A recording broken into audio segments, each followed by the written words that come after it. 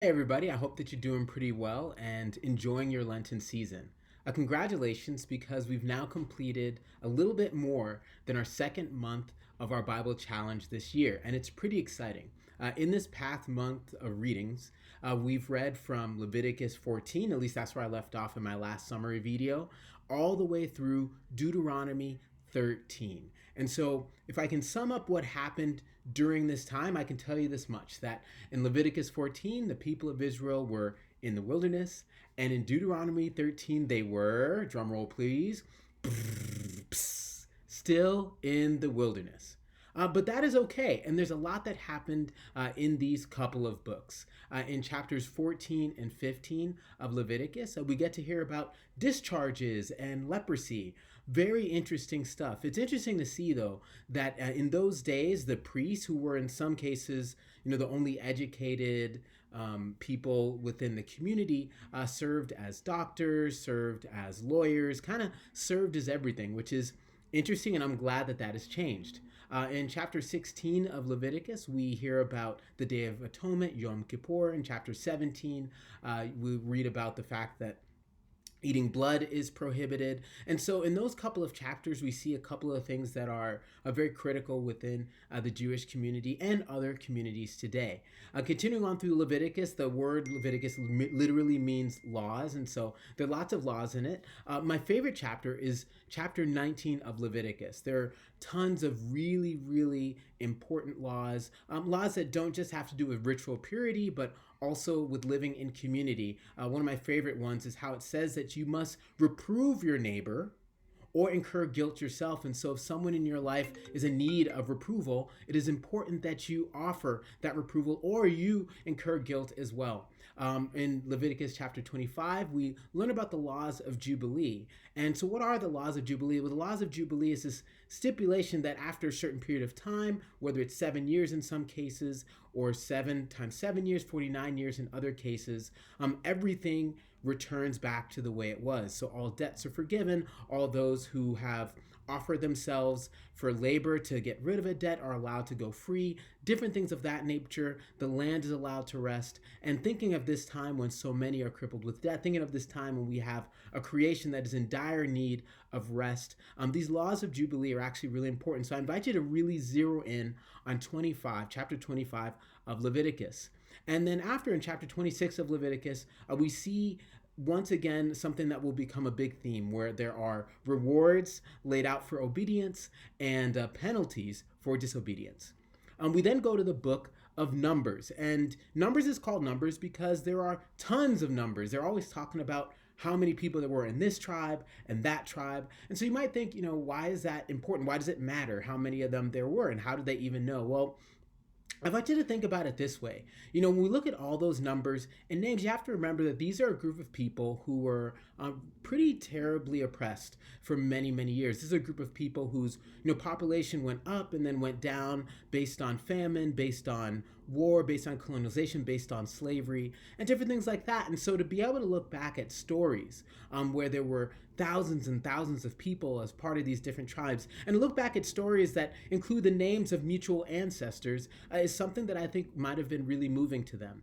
I believe that there's a parallel, for so many of us who come from enslaved peoples. It's kind of nice to be able to look back and imagine, how populous we were, how prosperous we were, and perhaps the family connections that exist between us.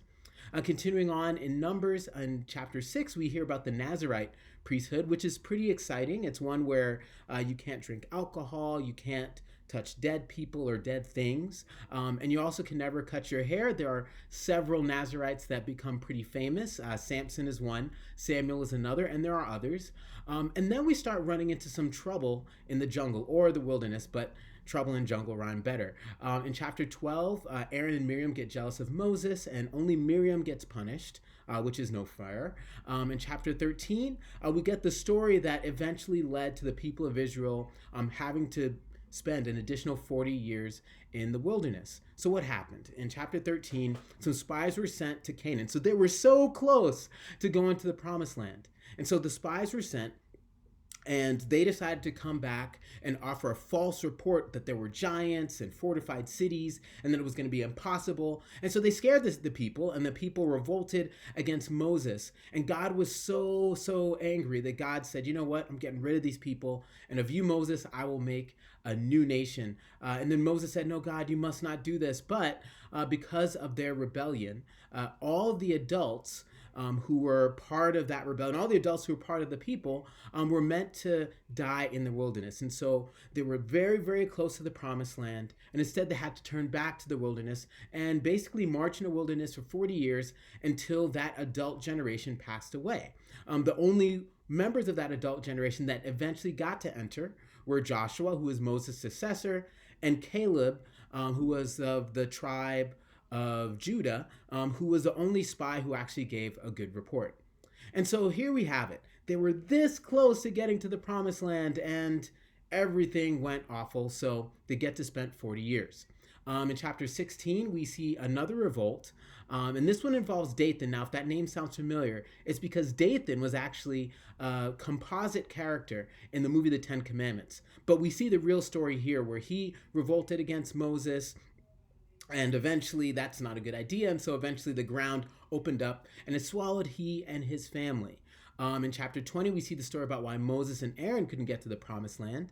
Here, they were bothered once again by the people. They were upset with their complaining, and God told Moses, talk to the rock and proclaim to the rock, and water will flow from the rock. But Moses was so mad and probably wanted to show his power, and so he just slammed the rock a couple of times with a stick, and then water gushed out. But then God said, well, because you didn't trust me, because you didn't follow me, because you weren't obedient to me, then you too will not go to the promised land. If you ask me, that's pretty rough, but that's what happens. Chapter 21 is interesting because a bunch of people, once again for complaining, are bitten by these poisonous serpents. And they're about to die, and so Moses constructs this bronze serpent. And those who look upon the serpent after being bitten live and survive the poison. What's interesting is that this serpent will show up again later on in our scriptures.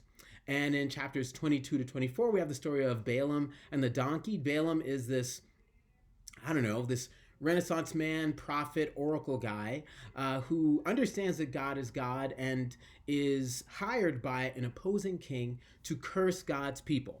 And so Balaam says he doesn't want to do it. Finally, God apparently tells him he should go and at least see where the people are. And then he's riding along on his donkey.